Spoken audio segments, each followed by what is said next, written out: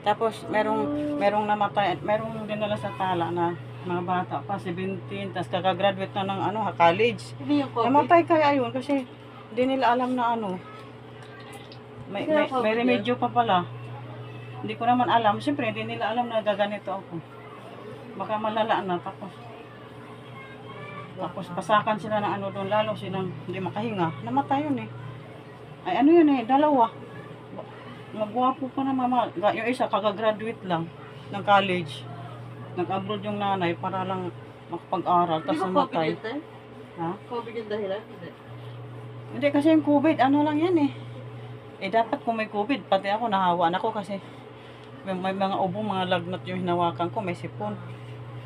Trangkaso lang yan kasi ang virus, yan, lumilipat yan pag pagaling na. Trangkaso, mga sipon lang yan, ubo. Dito lang yung kailangan dito. Kasi, Marami pa naman may trangkaso. kasi wala na yung trangkaso, ginawa ng COVID. Pero may virus talaga na malakas. Pero kailangan labanan mo.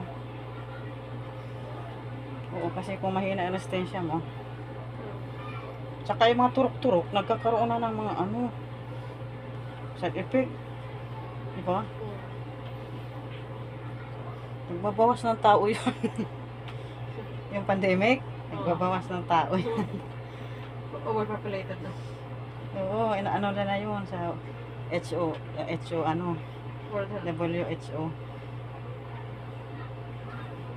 Programa nila. Madalas talaga yung kinuha lang sa tanda.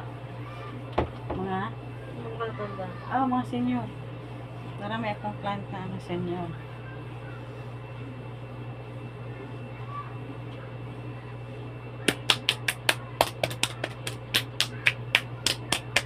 Yung inatake mismo, kinukuha ako. Mga emergency na, pero yung mga emergency na naghihingalo na, sa ospital na sila pupunta. Depende naman kasi kung kaya ko. Oo. Kung kaya ko pa. Meron talaga inatake, 3. Oo. Tinatawag ako, tapos hindi na matutuloy. Kasi sa reflex, ipupuin ko yung mga emergency points sa reflex. Ito, sakit to. Kung nawala na dito, dodorogin lang yan eh. Ito, baga to dito.